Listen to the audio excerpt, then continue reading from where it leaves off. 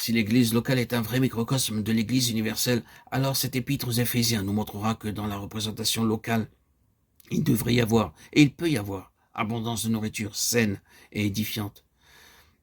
Notre épître a nourri et stimulé des croyants pendant de nombreux siècles, et cependant, ces valeurs nutritives ne sont pas épuisées.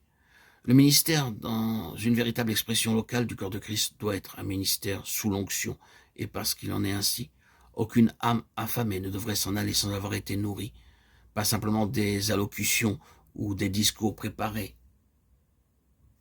et qui invitent les personnes à se lever, mais un message venant du ciel qui permet aux auditeurs de déclarer « Aujourd'hui, nous avons été réellement nourris ». Cela signifie qu'étant nourri, le peuple du Seigneur grandit en stature, en capacité et en responsabilité spirituelle. Non pas simplement une croissance en connaissance mentale ou dans la doctrine, mais en connaissance effective du Seigneur. Le critère de la valeur d'une Église est la mesure de Christ dans ses membres.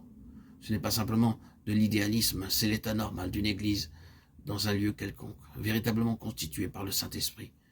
Dans cet épître, l'emploi par Paul du mot richesse montre combien toute compagnie du peuple du Seigneur doit être spirituellement riche. L'homme, auteur de l'épître, est identique à son message dans son histoire spirituelle. À plusieurs égards, l'histoire de l'Église universelle et locale doit suivre cette histoire spirituelle de l'apôtre. L'Église en tout lieu doit être née dans le ciel. C'est la communion fraternelle d'un ensemble ou d'un corps de croyants nés d'en haut.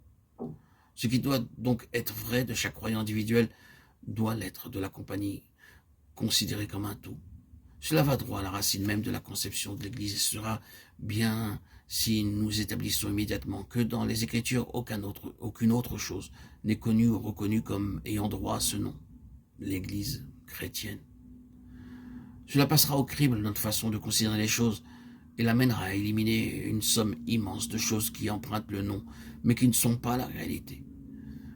La chrétienté ou le christianisme sont devenus une chose colossale, qui est la demeure de tout genre d'oiseaux de la création.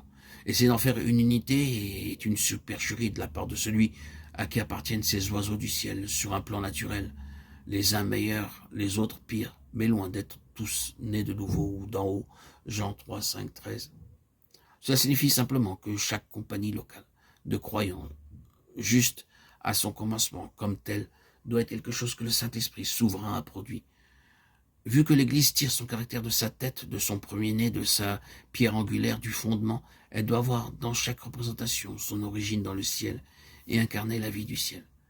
Cela signifie qu'une formation par l'action de l'homme est exclue. Ce n'est pas une institution, elle jaillit de la vie. Il doit être possible de dire de toute église locale ou de l'église en quelque lieu ce fut un acte de Dieu. Remarquez, nous sommes en train de chercher à atteindre la racine de cette question, de savoir ce qu'est l'église et ce qu'elle n'est pas. Notre réelle préoccupation est de savoir ce qu'elle est. Étudiez dans les évangiles ce que Jésus a dit à propos de lui-même et à propos des hommes, et vous avez la clé de ce qu'est réellement l'église.